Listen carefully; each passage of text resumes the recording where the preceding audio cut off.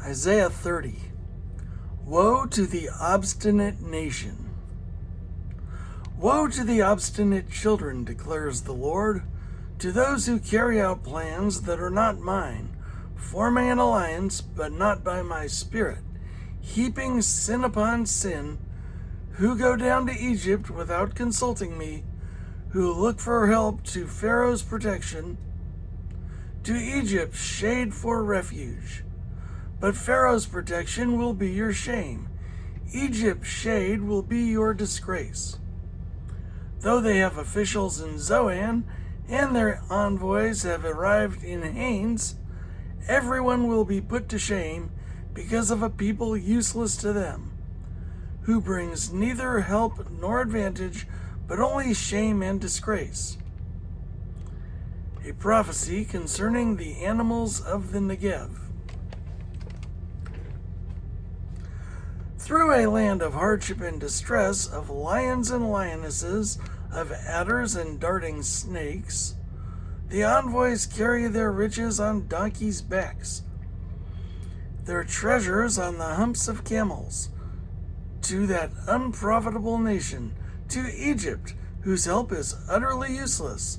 Therefore I call her Rahab the Do-Nothing. Go now, write it on a tablet for them, inscribe it on a scroll, that for the days to come it may be an everlasting witness. For these are rebellious people, deceitful children, children unwilling to listen to the Lord's instruction. They say to the seers, see no more visions, and to the prophets, give us no more visions of what is right. Tell us pleasant things. Tell us pleasant things, prophecy illusions.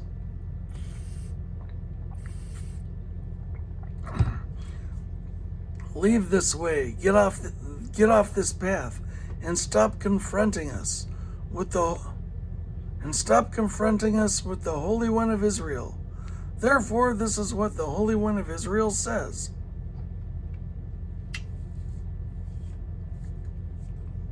Because you have rejected this message, relied on oppression, and depended on deceit, the sin will become for you like a high wall, cracked and bulging, that collapses suddenly in an instant. It will break in pieces like pottery, shattered so mercilessly that among its pieces not a fragment will be found for taking coals from a hearth or scooping water out of a cistern. This is what the Sovereign Lord, the Holy One of Israel, says. In repentance and rest is your salvation. In quietness and trust is your strength. But you would have none of it. You said, no, we will flee on horses. Therefore you will flee. You said, we will ride off on swift horses. Therefore your pursuers will be swift. 1,000 will flee at the threat of one. At the threat of 5, you all will flee away, till you are left like a flagstaff on a mountaintop, like a banner on a hill. Yet the Lord longs to be gracious to you. Therefore he will rise up to show you compassion. For the Lord is a God of justice. Blessed are all who wait for him. The people of Zion who live in Jerusalem, you will weep no more. How gracious he will be when you cry for help.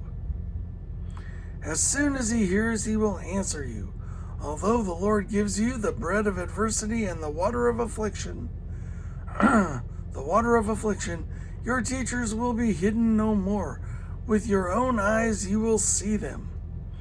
Whether you turn to the right or to the left, your ears will hear a voice behind you saying, this is the way, walk in it. Then you will desecrate your idols overlaid with silver and your images covered with gold. You will throw them away like a menstrual cloth and say to them, away with you.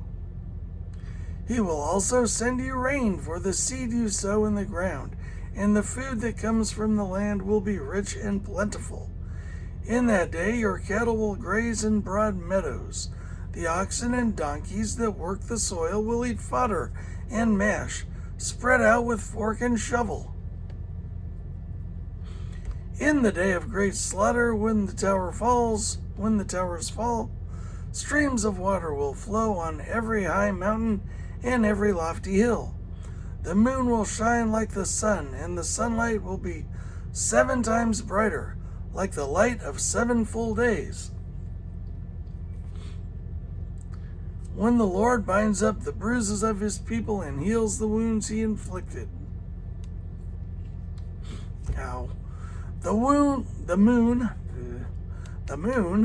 will shine like the sun, and the sunlight will be 7 times brighter, like the light of 7 days, when the Lord binds up the bruises of his people and heals the wounds he inflicted. See, the name of the Lord comes from afar. With burning anger and dense clouds of smoke, his lips are full of wrath, and his tongue is a consuming fire. His breath is like a rushing torrent rising up to the neck. He shakes the nations in the sieve of destruction. He places in the jaws of the peoples a bit that leads them astray. And you will sing. He shakes the nation in the sieve of destruction. He places in the jaws of the peoples a bit that leads them astray. And you will sing, as on the night you celebrate a holy festival. Your hearts will rejoice, as when people playing pipes go up to the mountain of the Lord, to the rock of Israel. The Lord will cause people to hear his majestic voice, and will make them see his arm coming down, with raging anger and consuming fire, with cloudburst, thunderstorm, and hail. The voice of the Lord will shatter Assyria. With his rod he will strike them down. Every stroke the Lord lays on them with his punishing club will be to the music of timbrels and harps. As he fights them in battle with the blows of his arm, Topheth has long been prepared. It has been made ready for the king. Its fire pit has been made deep and wide.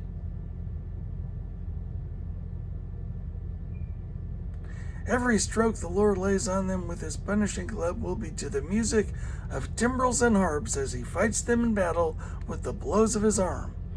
Topheth has long been prepared. It has been made ready for the king.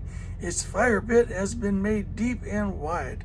With an abundance of fire and wood, the breath of the Lord, like a stream of burning sulfur, sets it ablaze.